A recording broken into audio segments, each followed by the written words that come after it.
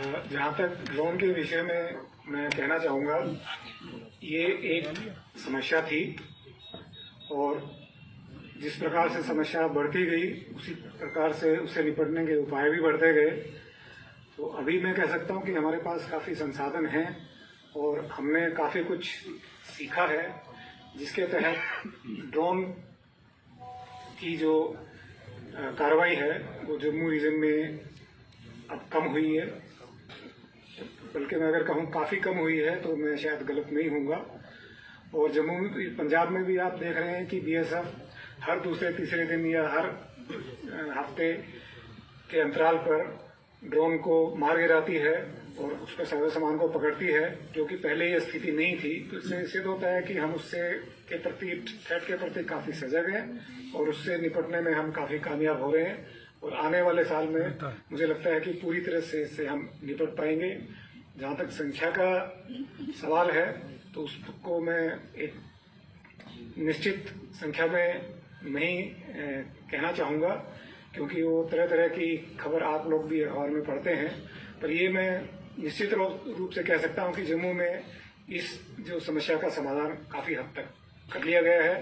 और उसमें सिर्फ बीएसएफ ही नहीं, हमारी इंटेलिजेंस एजेंसीज, पुलिस और जो नागरिक हमारे बॉर्डर पॉपुलेशन है, इन सब की मिली जुली जो कार्रवाई है उसके तहत ये परिणाम हमें मिला है। इसमें कोई छुपी बात नहीं है कि पाकिस्तान की तरफ से एज ए स्टेट स्पॉन्सर्ड ये इस प्रकार की कार्रवाइयाँ होती हैं और ये कोई भी इस बात को नहीं मानेगा कि बॉर्डर के ऊपर इस प्रकार की कार्रवाइयाँ लगातार होने की कोशिश हो और वो वहाँ की सिक्योरिटी एजेंसीज के मदद के बगैर हो पाए।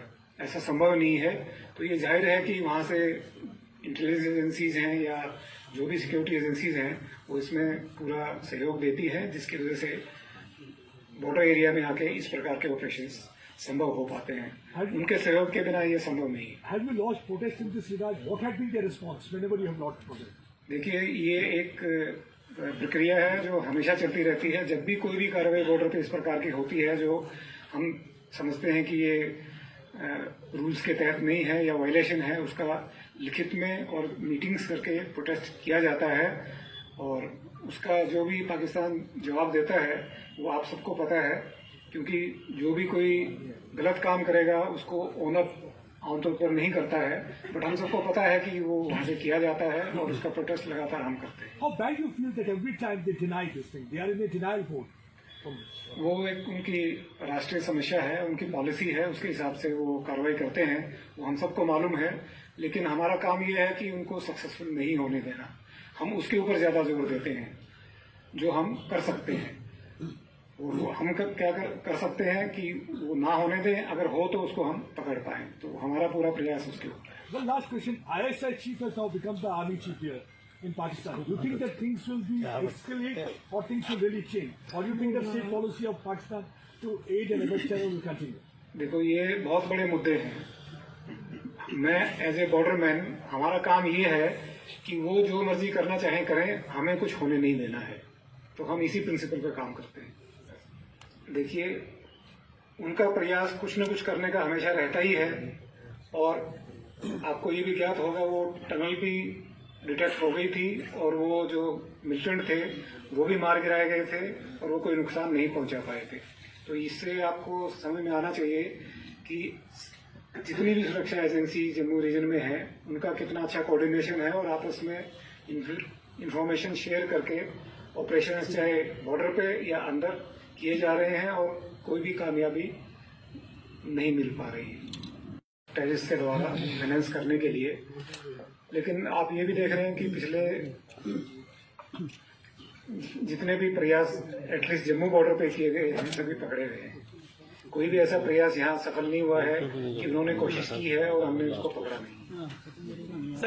Sir Pankaj Sharma, sir news 24। Sir दो सवाल इससे है। पहला ये है सर कि इस समय आपके सामने बीएसएफ के सामने बॉर्डर पर सबसे बड़ा चैलेंज क्या है, और दूसरा एक भर्ती घोटाला हुआ है सब इंस्पेक्टर का, वहां पर बीएसएफ के ऑफिसर का नाम सामने आया है। ये कितनी बड़ी चिंता की बात आप देखते हैं इसको भी? देखिए, मैं बॉर्डर के ऊपर चैलेंज से ज्यादा, चैलेंज तो है इसलिए बॉर्डर है, इसलिए बॉर्डर सिक्योरिटी फोर्स है कि बॉर्डर के ऊपर हमेशा चैलेंज रहता है। लेकिन मैंने जैसे आपको पहले बताया, चैलेंज को हमने इस प्रकार से लिया है कि जो भी चैलेंज सामने हो, किसी भी प्रकार का हो, सभी चैलेंज को हम मीट करेंगे और कोई अप्रिय घटना नहीं होगी। वो आपके पहले सवाल का जवाब है।